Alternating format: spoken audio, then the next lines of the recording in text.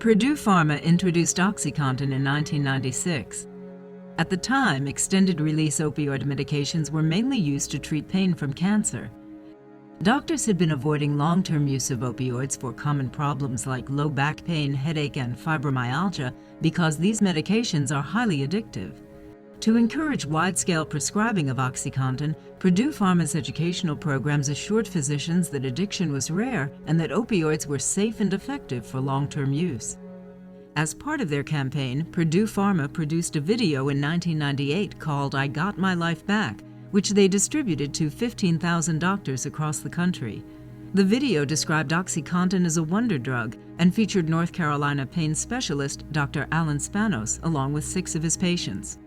2 years later, Purdue made a second video called "I Got My Life Back Part 2" to show that all of the patients were still doing well after taking OxyContin for 2 years. Returning to these patients after 2 years shows that when pain treatment is successful, it stays successful. 15 years after Purdue Pharma's first video, we reached out to 2 of these patients, Johnny Sullivan and Lauren Cambra, to see how they were doing today. Sadly, we learned that Johnny Sullivan had died in an automobile accident after falling asleep at the wheel. We spoke with his widow, Mary Lou Sullivan, to discover how long-term treatment with opioid pain medication affected Johnny's life.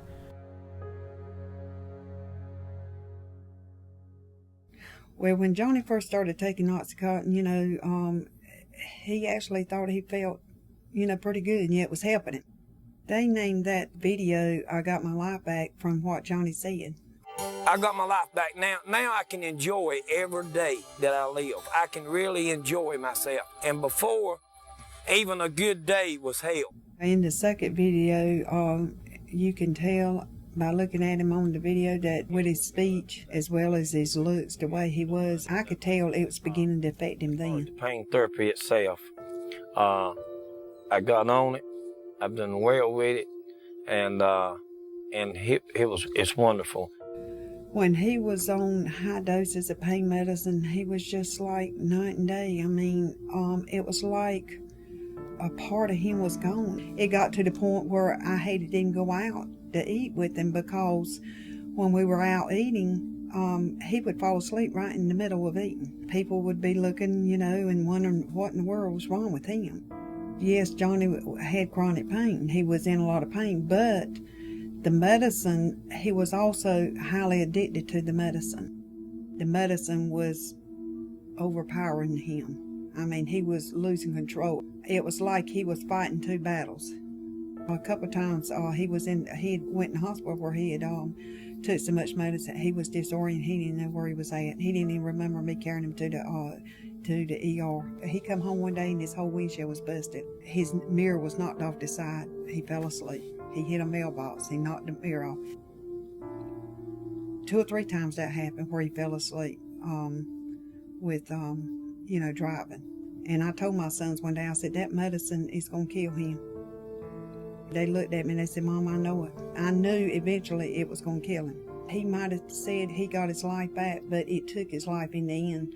It wound up taking his life, I feel like, on account of the pain medicine because he fell asleep at the wheel and he was killed in a car wreck.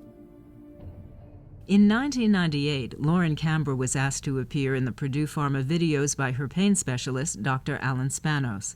Several years later, she lost her prescription drug coverage and was forced to wean herself off of OxyContin. I had never heard of OxyContin. Oh, this is a great new drug. It's miracle. It's working miracles for people that have chronic pain issues. So I started taking the medicine, and it worked. I thought I was helping people.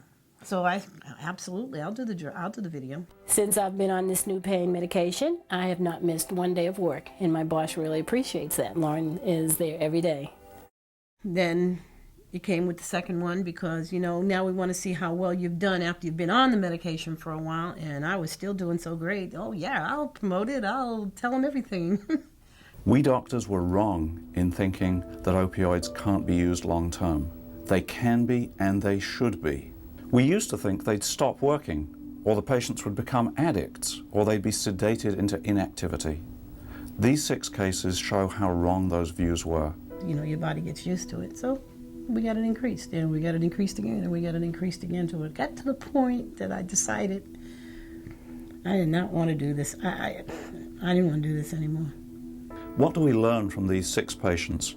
Most importantly, they refute the myth that long-term opioid use would inevitably lead to addiction, tolerance, and passivity. I wasn't very active. I didn't do any activities. I never really left my house other than go to work. I didn't spend, you couldn't have gotten me to go out in the yard and play with my grandkids or any of those type of things. I didn't do it. I pretty much sat in the house. And as for passivity, you could hardly describe the lives of any of these 6 people as passive. Eventually I lost my job, I lost my health insurance. And so I could no longer, my medical insurance, I didn't have prescription drug, insurance anymore, so this was out-of-pocket expenses for me. I lost my house. Oh yeah, I've lost cars, I lost a lot. I lost a lot to keep behind taking that drug when I did lose my job. Had I not lost my medical insurance, or as I said, if I was to go to the mailbox once a month and I would find a bottle of OxyContin in it, I'd probably still be on it, and I'd probably be dead. There's no question that our best, strongest pain medicines are the opioids, but these are the same drugs that have a reputation for causing addiction and other terrible things. And it took, like I said, a good 6 to 8 months before I got to the point where I could actually focus again. 6 to 8 months before I stopped that craving that I wanted to go get that drug. It's a synthetic heroin. Good God, who would just knowingly want to just addict themselves to heroin, It's not acceptable to say, I don't believe in using strong pain medications for chronic pain. We need to stop saying this. I wouldn't allow a doctor to prescribe me OxyContin right now. I would not, because I feel that because I've experienced that addiction, I'd probably take 1 or 2 of them pills and I'd be right back. I'd probably be addicted again. That scares me. Purdue Pharma's campaign to encourage prescribing of opioids for common chronic conditions was highly effective. To this day, many doctors continue to believe that opioids have been proven safe and effective for long-term use. Over the past 15 years, sales for OxyContin have exceeded $20 billion. Prescriptions for opioids have increased by 650%, along with a parallel increase in opioid-related overdose deaths. And in states across the country, the number of people seeking treatment for opioid addiction is climbing rapidly. According to the CDC, overprescribing of opioids is now fueling the worst drug epidemic in U.S. history. Since the making of I Got My Life Back in 1998, more than 100,000 Americans have died from opioid-related overdoses.